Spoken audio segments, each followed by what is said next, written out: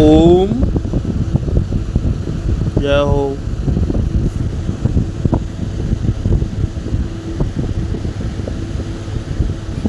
ओम नमः शिवाय, जय सिया राम, हर हर महादेव। प्रेत का ही भोग क्यों ग्रहण करते हैं?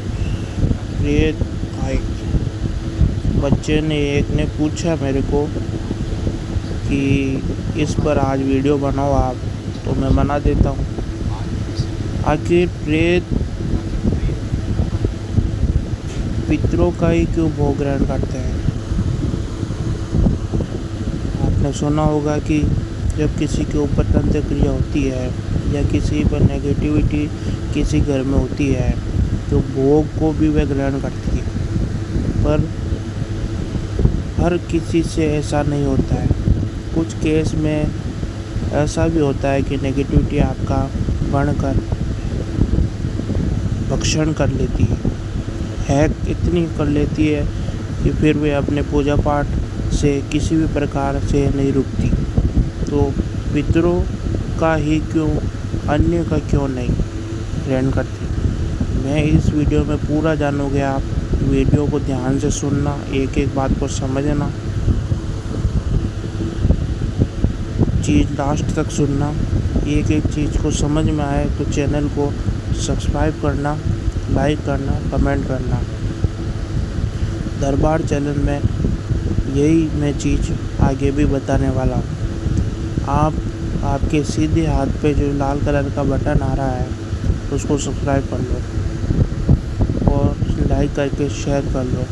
बेल आइकन को दबा के ऑल पर क्लिक कर दो ताकि जब भी हमको कोई जानकारी डालें तो सबसे पहले आपको प्राप्त हो सके। हमारे घर के प्रथम देवता होते हैं हमारे घर के पूर्वज, और हर अमावस के दिन हर व्यक्ति जो पितरों के निमित्त कुछ ना कुछ करता ही है।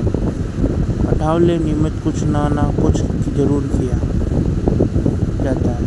पितरों का एक विशेष महत्व होता है। अगर व्यक्ति कुछ करे ना करे पर हाँ पितरों की पूजा की जाती है। कई घरों में पितरों का थान बनाए जाते हैं 2 ईंटों 5 ईंटों से, तो कई घरों में कई नहीं बनाए जाते हैं। जिन घरों में पितरों का थान बनाए जाते हैं वहाँ पर पितरों की पूजा रेगुलर होती ही है। जैसे अमावस के दिन, पूर्णिमा के दिन जब बात करते हैं तो हम जो प्रेत होते हैं वे 2 तरीके से आपको अलग जाते हैं। चौक चौराहे से लग जाएंगे और आपको लग जाते हैं तांत्रिक से लग जाते हैं।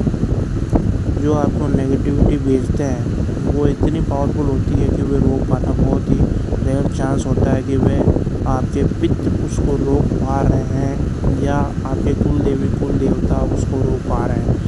ये भगत जो होता है वह बहुत तपस्या करता है, हवन करता है, जप करता है।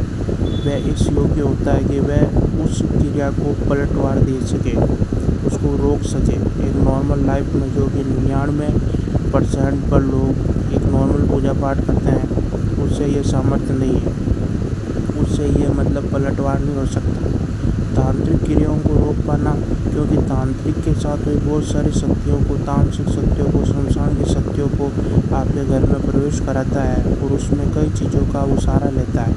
जैसे आपके घर के कपड़े की मिट्टी का, बालों का, अन्य किसी चीज़ों का, फोटो का, नाम का, गोत्र का, इन चीज़ का वो सहारा लेता है और किसी प्रेत की बुद्धि को बांध कर वो भेज देता है, तो वो बहुत पावरफुल होता है। अब तांत्रिक जब उसको भेज देता है तो उसके समय पर आपके सबसे पहला जो नेगेटिविटी का जो तंत्र है वो कार्य करता है। घर में प्रवेश करके सबसे पहले आपके पितरों को ढूंढ कर, क्योंकि सबसे पहले आपके पितृ सामने आते हैं। आपके घर की रक्षा के लिए पितृ इतने बलवान होते नहीं हैं। क्योंकि मैंने एक वीडियो बना रखी है जिसमें पितरों को बलवान कैसे बनाएं, वो आप देख लेना, सुन लेनी चाहिए ताकि आपको समझ में आए कि पितरों को बलवान बनाकर कैसे आप अपने घर की रक्षा कर सकते हैं।